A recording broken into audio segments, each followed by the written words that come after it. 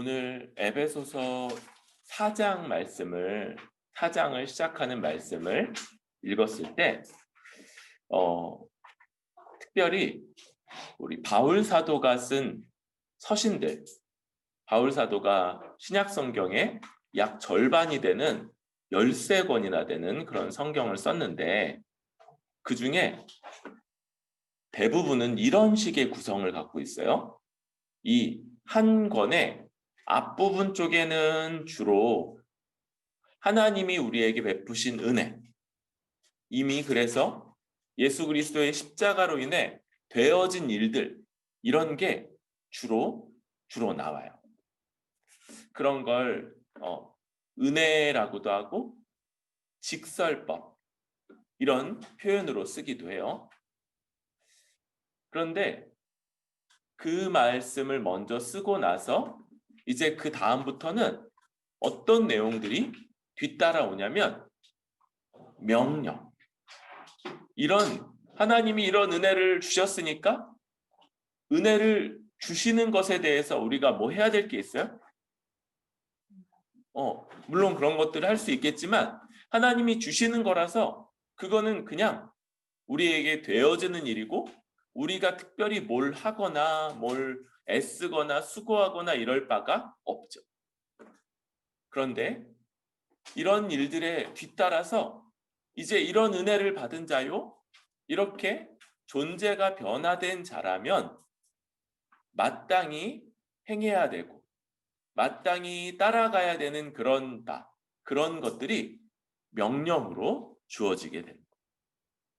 에베소서 역시도 1장, 2장, 3장 이런 앞부분은 주로 하나님께서 우리에게 베푸신 은혜가 얼마나 놀라운지, 얼마나 큰지를 직설법으로 우리에게 그냥 이런 일들이 벌어졌다.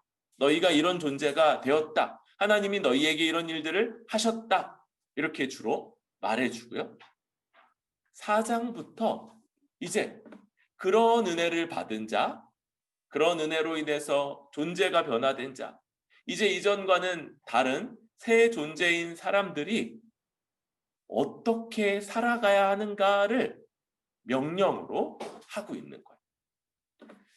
그런데 여러분, 이 둘을 따로 떨어뜨리면 될까요? 안 될까요? 안 되는 거예요. 앞부분은 직설이 나오고 뒷부분, 중반 이후부터는 명령이 나올 때 여러분, 이 직설은요, 하나님이 우리를 이렇게 바꿔주셨다라는 건 존재가 바뀌면 결국은 뭐까지 바뀌겠어요? 행위와 삶까지 바뀌겠죠. 그러니까 존재가 바뀌었다는 것은 결국 뒷부분에 나오는 이 우리의 삶과 행위와 생각과 판단 이런 것들이 변화될 때 분명하게 드러나게 될 거예요. 또 뒷부분의 명령을 생각할 때 명령 부분. 그런데 이 명령은 그냥 하나님이 너 이거 해 이렇게만 명령하시면 우리는 너무 힘들 거예요. 어떻게 그런 것들을 감당할 수 있을지 모를 거예요. 그런데 이런 명령을 하기에 앞서서 하나님이 어떻게 하셨다고요? 우리에게 엄청난 은혜, 1장, 2장, 3장에 그 놀랍고 풍성한 은혜를 부어주셨다는 거예요. 이런 은혜가 우리에게 있다면 이런 명령까짓 것, 그 정도. 그리고 하나님이 그걸 할 수 있는 존재로까지 바꿔주셨기 때문에 이 명령들은 앞부분에 우리가 받은 은혜들을 믿음으로 받을 때 하나님이 말씀하시는 것을 믿고 맞아, 내가 그런 존재야. 내가 이런 은혜를 받았어. 내가 이전과는 완전히 새로운 존재로 새롭게 지음받았어 라는 걸 믿을 때 할 수 있는 거예요. 그래서 명령은 앞에 하나님이 행하신, 하나님이 주신 은혜, 이것을 믿을 때 이 명령대로 살아갈 수 있는 그런 힘을 얻는다. 이렇게 말할 수 있어요.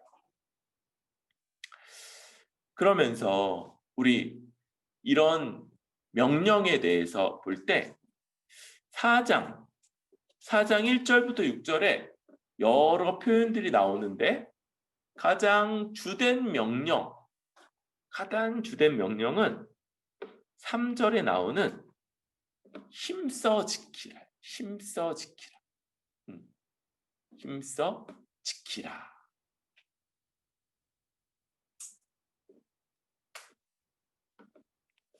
여러분, 이 힘써 지킨다라는 건요, 이중적인 것이 있어요. 만약에 내가 뭔가를 막 사업을 하다가 망해서 빈털털이가 됐어요. 아무것도 없어. 뭐 그래도 창피하니까 옷은 입어야겠죠? 내 입은 옷 하나밖에 없어. 근데 그날 도둑이 들었어. 훔쳐갈 게 있어요? 없어요. 우리 집이 텅텅 빈 거야. 아무것도 없어. 그럴 때 새콤 있죠? 새콤 같은 거 달 필요 있어요? 심지어는 문을 잠글 필요도 없을 것 같아. 그렇죠? 문 들어와도 어쩌면 도둑 쟤 봐봐 이렇게 불쌍히 여겨가지고 오히려 이렇게 막 주머니 털어가지고 뭐 주고 갈지도 모르겠어. 그러니까 여러분, 지키라라는 명령은, 지킨다라는 건 먼저 뭔가 엄청난 것, 대단한 것, 귀한 것을 받았을 때만 가능한 그런 명령인 거죠. 그러니까 이 지키라라는 명령은 안 써 있지만 그 앞에 뭔가 대단한 것을 주셨으니, 받았으니, 우리가 이런 엄청난 일들을 경험했으니, 이런 게 안에 깔려있는 그런 명령이라고 할 수 있는 거. 그래서 이건요, 아무것도 못 받은 사람, 하나님이 정말 가치 있는 것, 정말 귀중한 것, 정말 찬란하고 대단한 것을 주지 않으셨으면 할 수 있어요? 없어요? 없어요. 그러니까 이 명령은 어떤 면에서는 약간 수동적인 측면이 있는 거예요. 수동적이라는 건 어떤 거냐면 먼저 하나님이 해주셔야지 우리가 뭘 할 수 있다는 거예요. 우리 이제 본명을 거론하지 않고 윤모 현군, 구세 윤모 현군, 이제 엄마 아빠에게 선물을 주고 싶어요. 굉장히 이렇게 그런 생각들을 많이 해요. 착하죠. 그 마음이 정말 진심이고 엄마 아빠를 생각하는 마음이 있어요. 그런데 그러니까 선물을 사주고 싶다고 먼저 돈을 달라고 그러거나 아니면 카드에 돈을 충전해 달라고 그러는 거예요. 그러니까 선물을 주려면 먼저 카드가 충전 받아야만 하는 이런 상황. 그런 면에서 먼저 받지 않으면 아무리 주고 싶어도 선물을 줄 수 없는 이런 거죠. 네. 이런 면에서 힘써 지키다라는 건 수동적인 면이 있어요. 근데도 수동적인 면이만 있는 게 아니에요. 거기에 무슨 말이 달려 있어요? 힘써. 우리 가끔 이제 화장실에서 힘 막 쓰는데 얼굴 빨개지게 이렇게 힘을 쓸 때도 있는데, 아무튼 온 힘을 다해서, 우리 많이 쓰는 표현 있잖아요. 젖 먹던 힘을 다해서, 온 힘을 다해서 지켜야 되는 이 부분에서는 아주 능동적인 그런 면이 있는 명령이에요. 근데 이 능동적인 측면은 수동적인 측면이 먼저 있고 그 다음에 따라오겠죠. 왜냐하면 먼저 받아야 되니까. 그럴 때 뭘 받았습니까? 우리가 뭘 받았길래 이렇게 힘써 지키라는 명령을 받아요? 오늘 말씀 1절에 보면 내가 주 안에서 갇힌 내가 너희를 권하노니 너희가 부르심을 받은 일에 합당하게 행하여 부르심 받은 일, 부르심 받은 일이라는 게 있는 거예요. 여러분 우리 에베소서에서 이미 우리가 어떻게 부름 받았는가를 2장에서 두 가지로 이야기를 했어요. 먼저 죄로 인해 죽었던 사람이었죠. 죄로 인해서 죽었던 자. 그런데 다시 살리셔서 이제 하나님의 선한 일을 위해서 새로 지음받은 존재다. 이걸 이야기했죠. 새로 지음받은 존재. 뿐만 아니라 이제 예수 그리스도의 십자가로 원수된 것, 서로 반목하고 배적하고 마찰하던 그런 상태에서 벗어나서 이제 둘이 완전히 하나를 이루게 된 것. 특별히 여기서는 하나됨이라는 것이 더 아주 주된 그런 우리의 부르심으로 나타나고 있습니다. 하나님이요, 우리들을 하나 되게 하시고 이미 우리 몇 번에 걸쳐서 이야기하고 이해한 바지만 우리는 원래 태어났을 때 서로 남남이었어요. 그냥 자연스럽게 그런 게 아니라 뭐 때문에 그랬다고요? 죄 때문에. 원래 하나님은 사람들이 서로 사랑하고 돌보고 이는 내 뼈 중에 뼈요 살 중에 살입니다 라고 고백하고 나는 당신을 돕는 사람, 돕는 배필입니다 라고 말하며 그런 관계를 맺기를 기뻐하셨는데 우리 가운데 뭐가 들어오면서? 죄가 들어오면서 이 관계가 깨졌고 죄 때문에 그랬어. 또 어떻게 해요? 그 다음에 마음에 안 들자 돌을 들어서 때려 죽였죠. 이런 죄가 만들어내는 사람 사이에 그 깊은 골, 균열, 분열, 이 가운데 원망, 다툼, 이것들이 우리에게 너무 익숙한 거예요. 아주 아기 때부터. 여러분, 아기들이 이제 되게 서로 귀엽잖아요. 그런데 아기들끼리 이렇게 보다가 어떤 일들이 많이 발생하냐면 한 명이 앞에 있는 아기를 이렇게 탁 치거나 확 할게요. 그럼 앞에 있는 애가 어떻게 해요? 하고 울죠. 그리고 어떻게 해요? 이렇게 씩씩대고 엄마하고 때로는 걔도 이렇게 또 핥히고 때리고 그러면 얘도 울고. 그러니까 되게 누가 앞에 있는 애가 째려보면 핥히거나 때려야 된다라고 엄마가 가르쳐주지도 않았는데 사랑하고 이렇게 귀엽다 아끼고 그러지 않고 때리고 핥히고 그래서 싸우고 우는 게 아주 어린 나이부터 시작되는 거예요. 여러분 이런 우리 사이에 이 깊은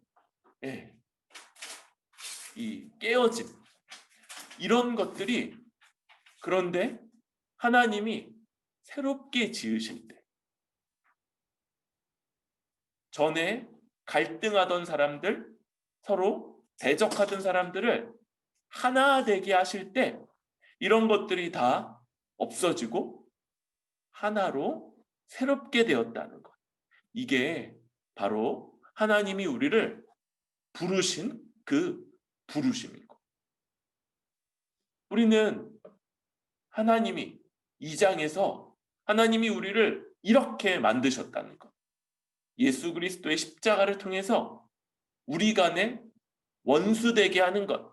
그 근본에는 죄가 놓여 있었는데 이걸 없애버리시고, 더군다나 어떤 규정들이 있었죠? 율법. 사랑하라고 주셨지만, 그러나 오히려 어떻게 쓰였던? 사랑하지 않는 것을 정당화하는 데 쓰였던 그 율법. 이것마저도 십자가를 통해서 다 없애셨다. 다 폐하셨다. 이렇게 말씀하는 것들을 들은 거예요. 여러분, 그래서 먼저 우리가 한 몸으로 부름받았다는 걸 다시 한번 확실히 해야 돼요. 이전에는 남남이었어요. 그런데 여러분, 하나님이 우리한테 에베소서 2장을 통해서 너희는 한 몸이 되었다. 그리고 성령으로 하나 되게 하셔서 이제 하나님 앞에 나아가게 되었다. 우리가 이런 말씀을 듣고요.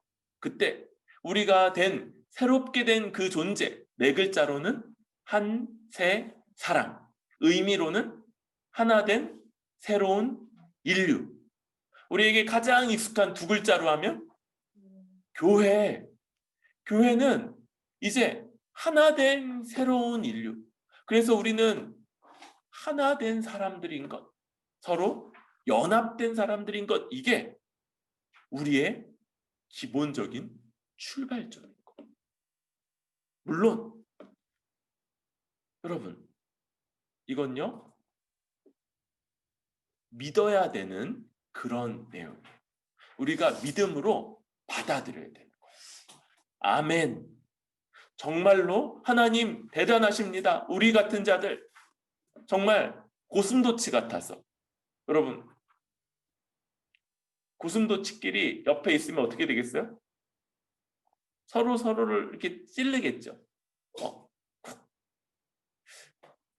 근데 놀랍게도 하나님이 원래 고슴도치 같아서 하나 되고 싶어도 되기 어려웠던 우리들을 하나 되게 하셨다는 것.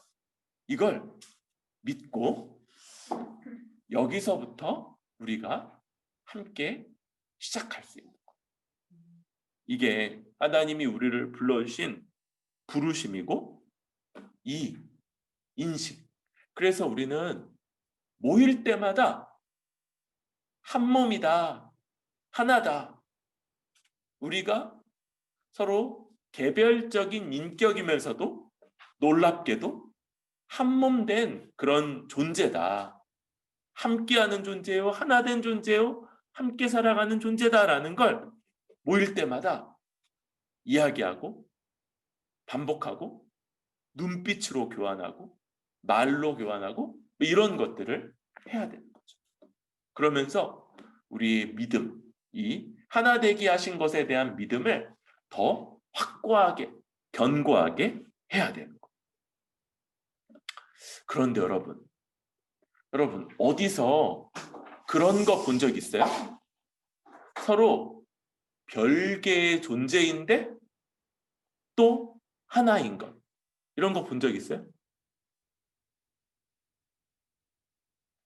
그런 게 없는 거예요. 그런 게 우리가 한 번도 본 적이 없어요. 한 번도 경험해 본 적이 없어요. 한 번도 그런 걸 만나보거나 어디 백과사전 같은 데서도 이것들은 독특하게도 서로 별개의 존재이면서 하나입니다. 이런 걸 본 적이 없는 거예요. 그런데 세상에는 그러한 존재가 딱 한 분 있어요. 누구세요?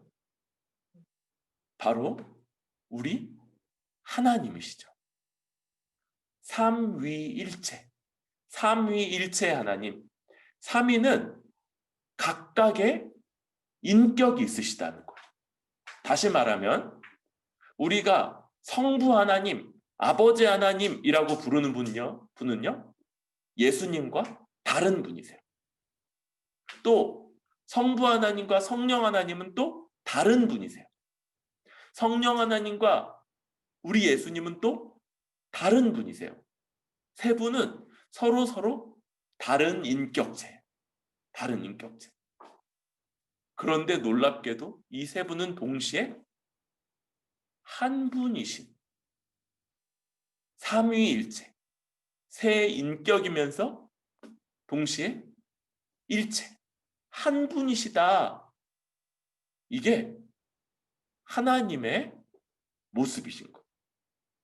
그래서 교회가 이 하나됨이라는 정체성을 가지고 확인하고 다시 한번 이걸 확고하게 하고자 할 때 우리 눈에 보이는 것들로는 어떤 것도 도움이 되지가 않고 오직 우리가 믿는 바 성경의 하나님, 삼위일체의 하나님이 우리에게 우리가 어떤 존재인지를 일깨워주고 더 믿게 해주고 확실하게 해주는 그런 기초가 되는 거예요. 그래서 우리가 부름 받았을 때 우리의 부름은 하나님과 비슷한, 하나님과 닮도록, 성경에서는 하나님의 형상이다 이렇게 말하는 그런 방식으로 우리를 불러주시는 건데, 우리 4절부터 6절까지를 한번 읽어보도록 합시다. 4절부터 6절 시작. 몸이 하나요 성령도 한 분이시니 이와 같이 너희가 부르심의 한 소망 안에서 부르심을 받았느니라. 주도 한 분이시요 믿음도 하나요 세례도 하나요 하나님도 한 분이시니 곧 만유의 아버지시라. 만유 위에 계시고 만유를 통일하시고 만유 가운데 계시도다. 아멘. 4절부터 6절은 우리가 부르심 받은 것, 곧 하나 되게 하신 것을 힘써 지켜야 되는 근거로 7가지를 두는데요. 이 7가지는 또한 세 분, 삼위 하나님과 아주 깊이 관련되어 있죠. 4절에는 성령님이 계시고요. 5절에는 주, 누구세요? 주 예수님, 예수님. 6절에 바로 하나님이 거기 계시는 거예요. 그래서 성령님, 예수님, 하나님, 이 세 분과 이 세 분의 그 삼위일체, 한 분이심, 이런 것들이 우리에게 아주 우리가 누구인지를 알아갈 수 있는 기초가 되는 거예요. 먼저 보면 몸이 하나다라고 하는데, 여기 이 몸, 그럴 때 이 몸은 어디서 나온 얘기냐면 에베소서 1장 23절에 나왔던 내용이에요. 교회는 그의 몸이니 할 때 그 몸. 그러니까 여기 몸이라는 건 진짜 우리 머리랑 팔이랑 다리가 붙어 있는 이 몸 얘기하는 거예요? 아니죠. 여기 이 몸은 예수 그리스도의 몸으로서의 교회 얘기하는 거죠. 교회.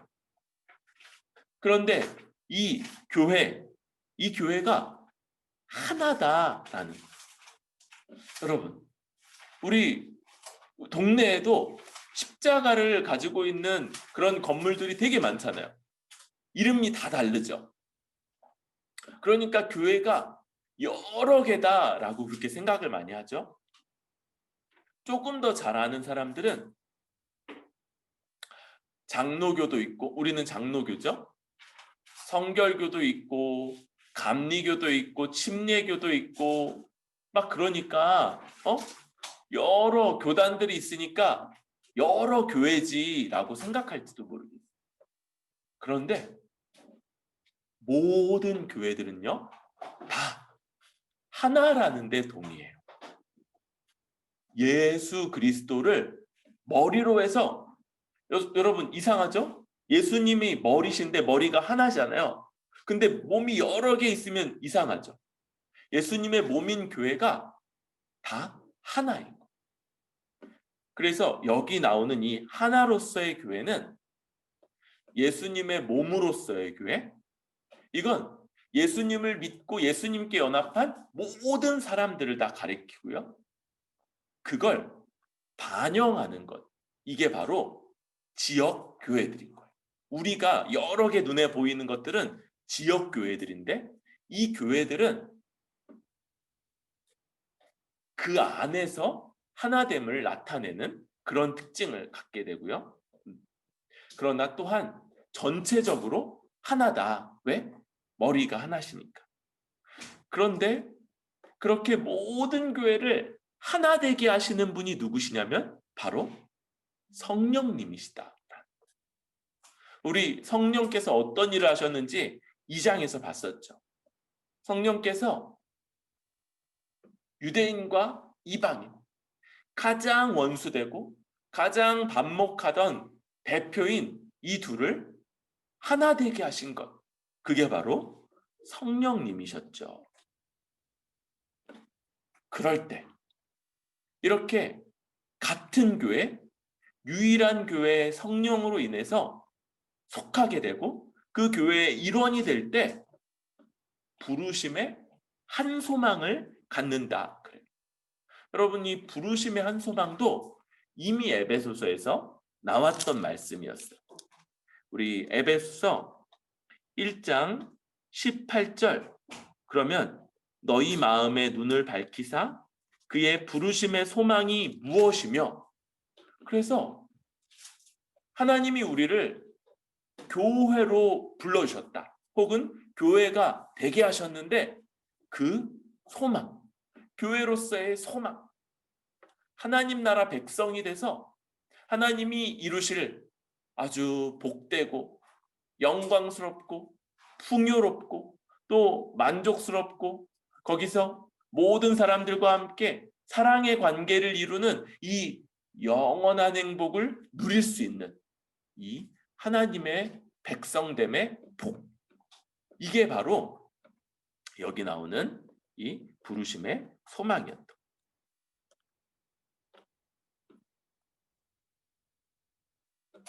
바로 이 교회됨과 또 그래서 부르심의 소망을 갖는 것, 이게 바로 성령님으로 인해서 이루어지는 거라면 5절에 주도 한 분이시다라고 말해요. 여러분, 주가 무슨 뜻이게요? 주. 슈?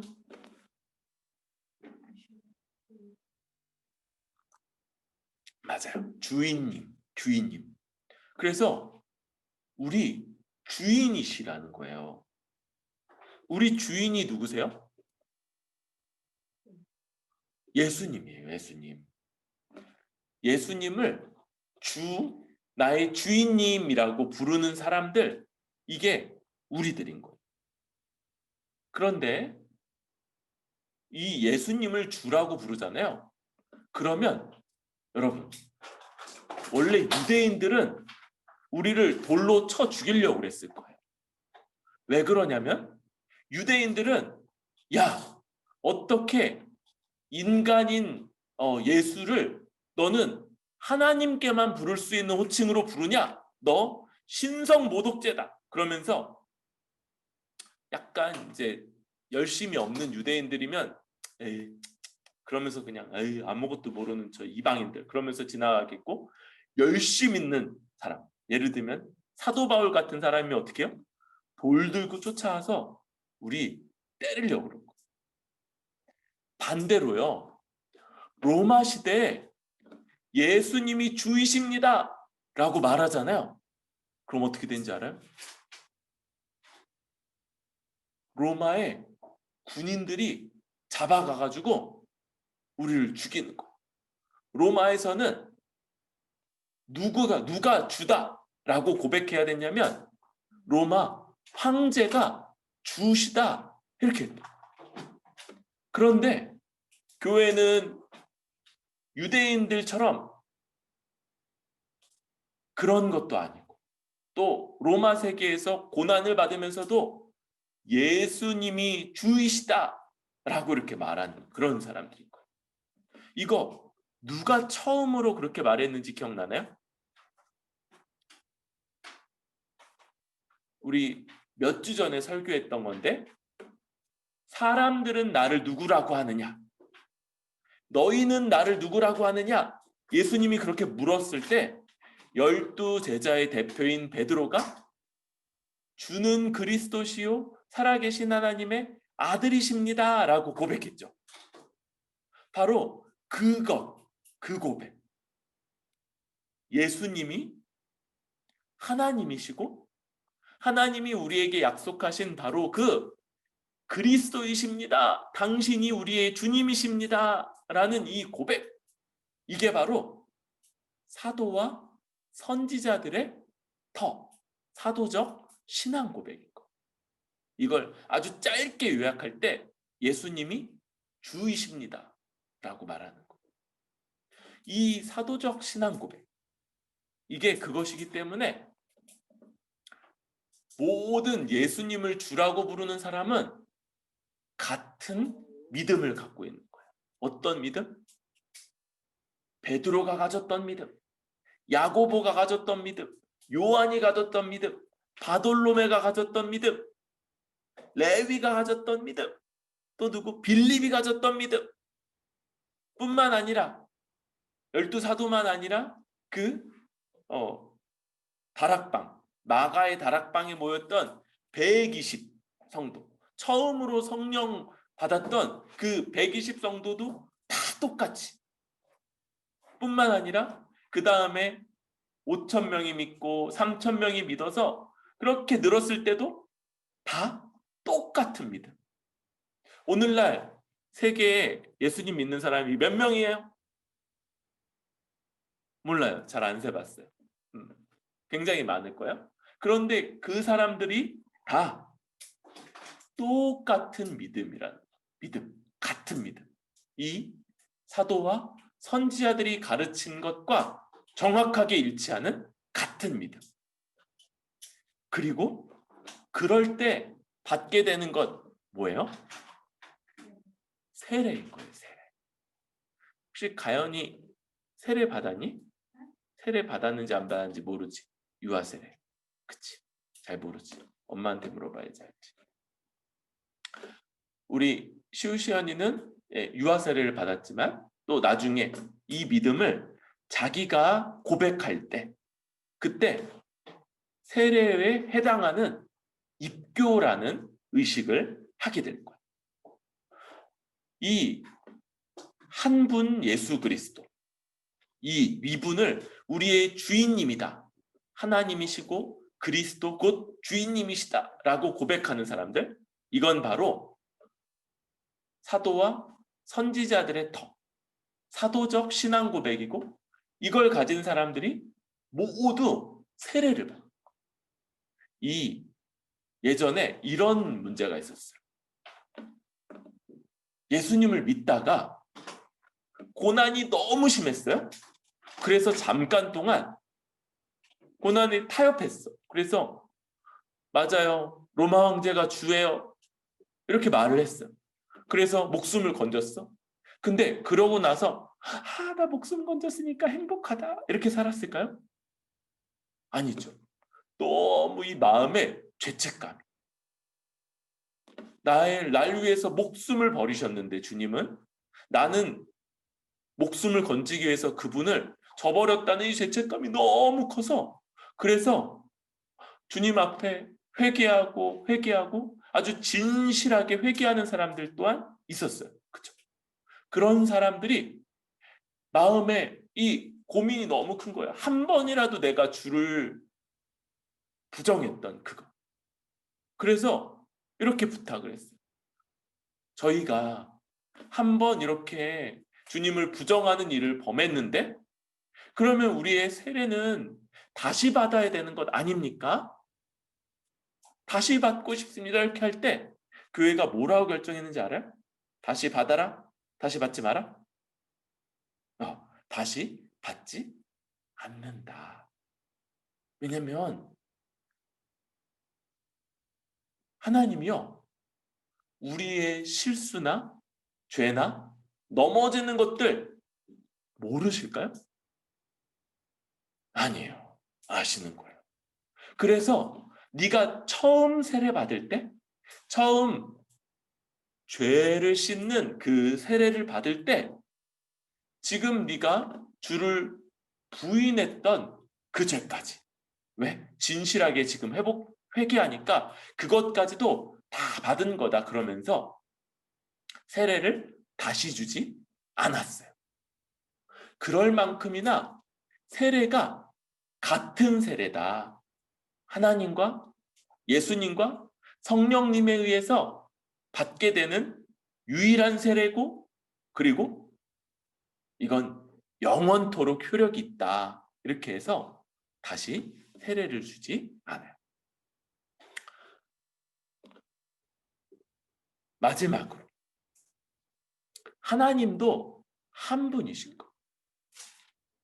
여러분, 우리가 가연아 하나님을 믿잖아, 그치? 그리고 가연이 배웠지? 하나님이 모든 것을 다 지으셨다, 그치? 하나님이 학교나 공부나 이런 것들 지으셨어요, 안 지으셨어요?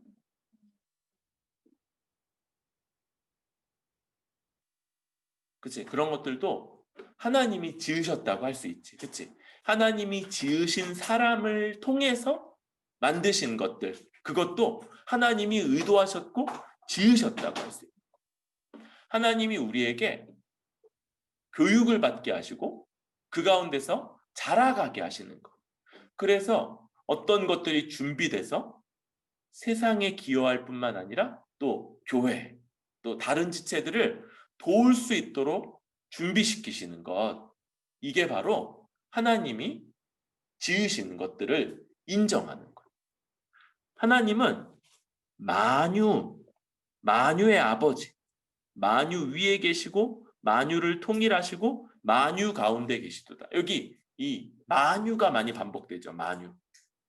만유는 뭐 우유 중에 하나 이런 게 아니고, 만유는 모든 것, 보이는 것, 또 보이지 않는 것들도 있어요. 예를 들면 사랑, 이거 보여요, 안 보여요?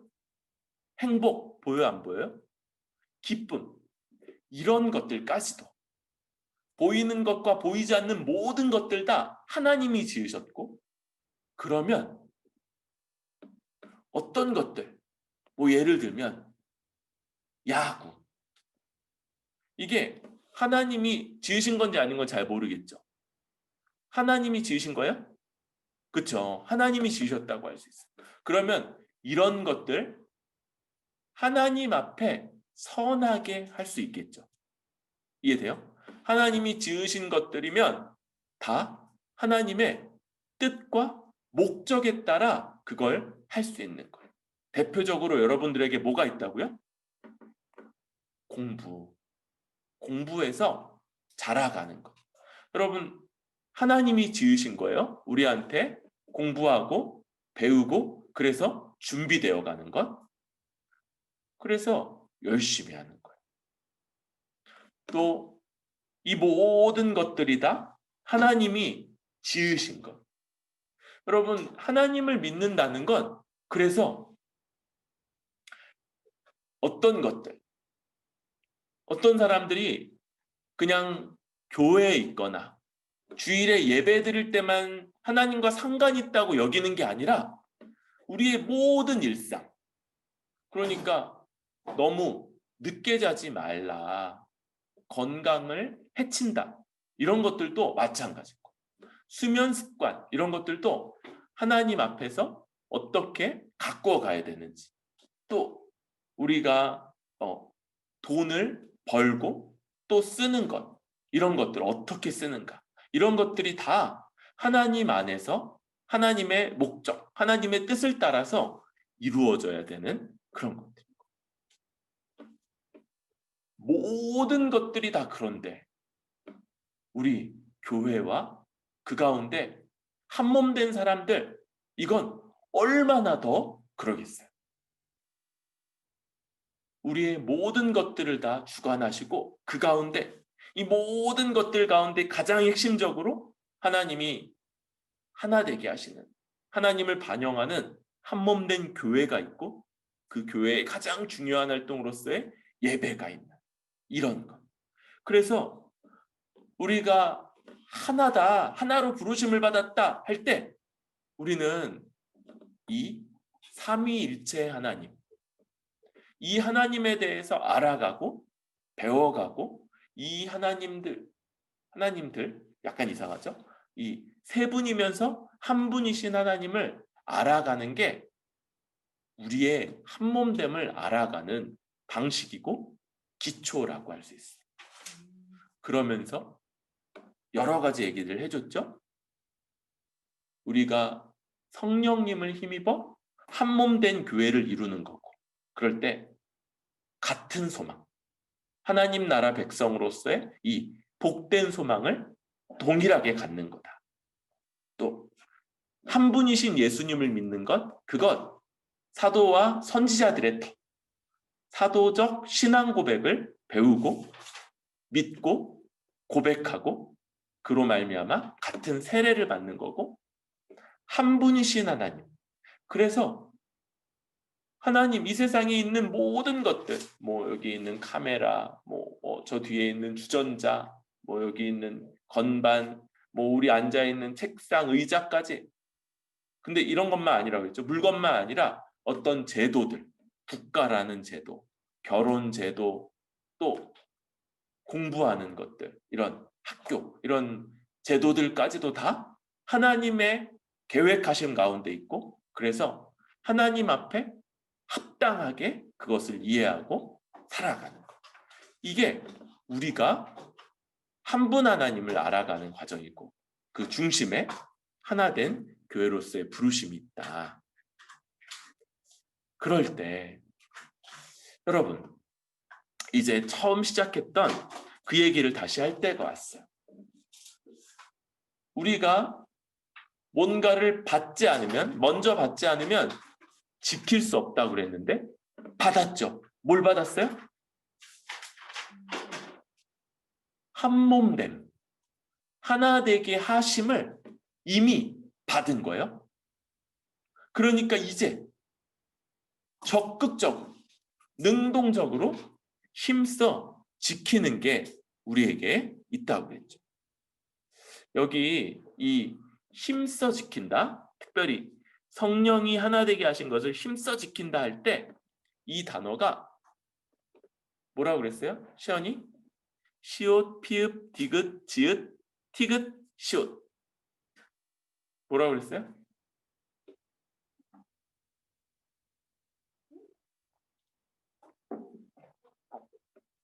시오? 뭐라고 그랬어요?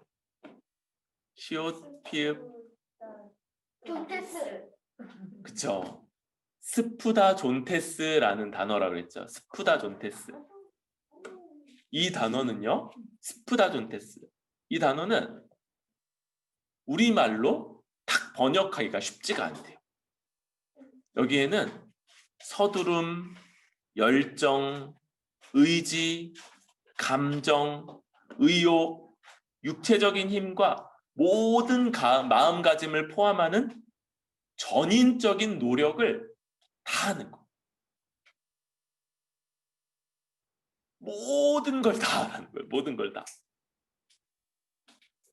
이 단어에 그래서 반대를 생각하는 게 더 좋은데, 수동적인 태도, 정숙주의, 방관자적 자세, 부지런하지만 신중하게 여유를 보이는 태도하고 반대되는 아주 절박한 태도.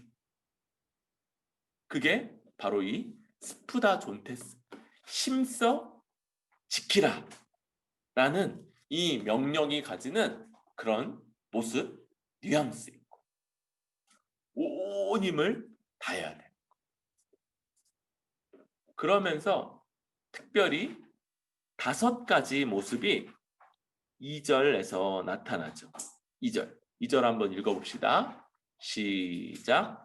모든 겸손과 온유로 하고 오래 참음으로 사랑 가운데서 서로 용납하고.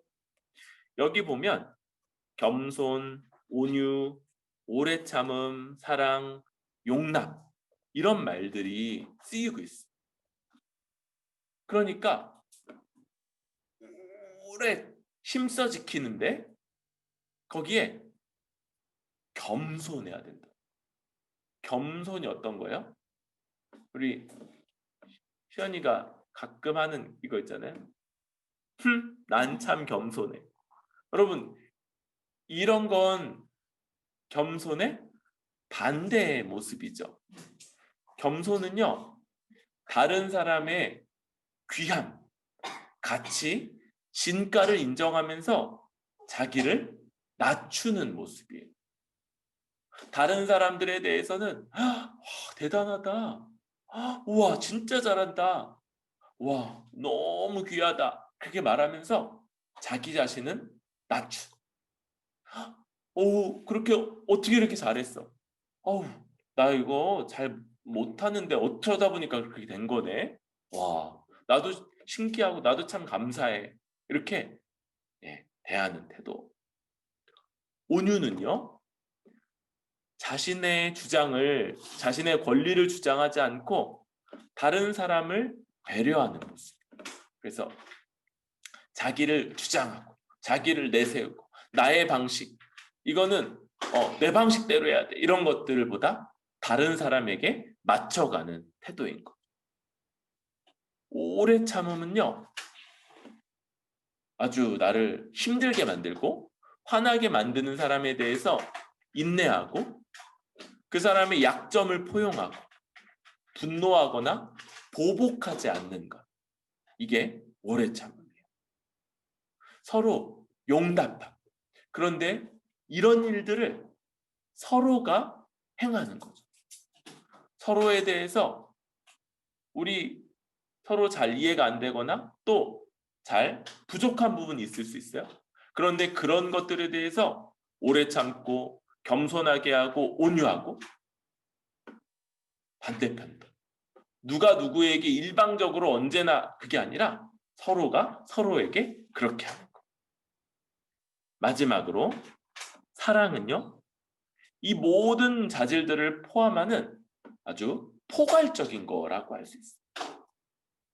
겸손하고 온유하고 오래 참고 서로 용납하는 것, 이걸 다 포괄하면서 그게 바로 사랑이다.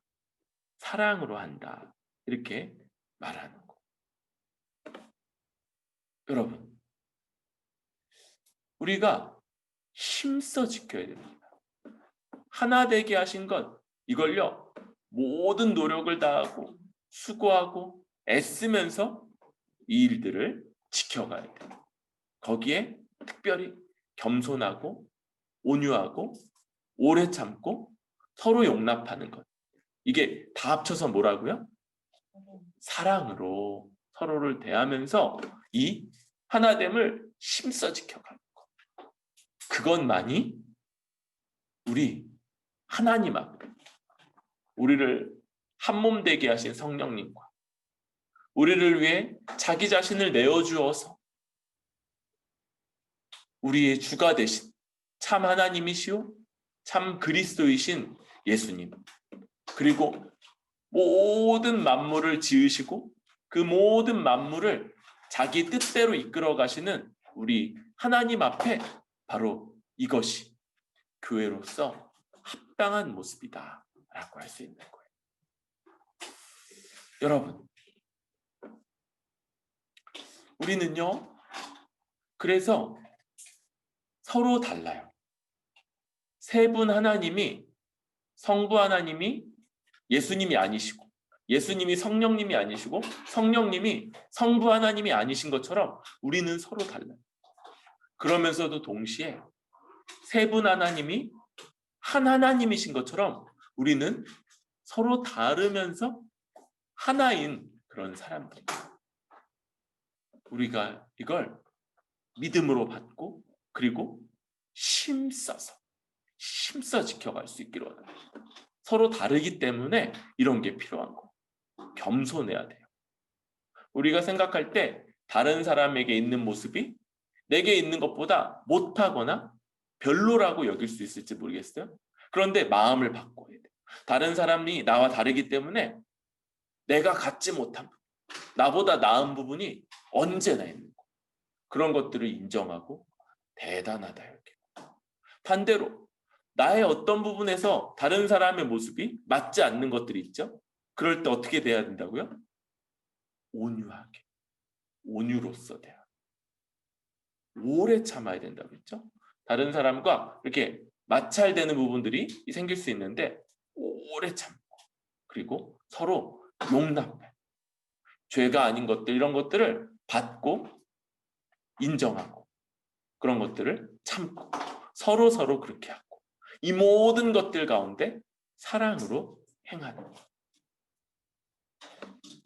여러분 우리가 이 한 몸 되게 하신 이것을 힘써 지키며 그래서 하나님이 우리에게 불러주시고 허락하신 이 모든 복락을 이 가운데 받은 자, 또 받아 누리는 자로서 이렇게 고백하고 또 순종하면서 살아가는 우리 뿌리 깊은 교회 되기를 바랍니다.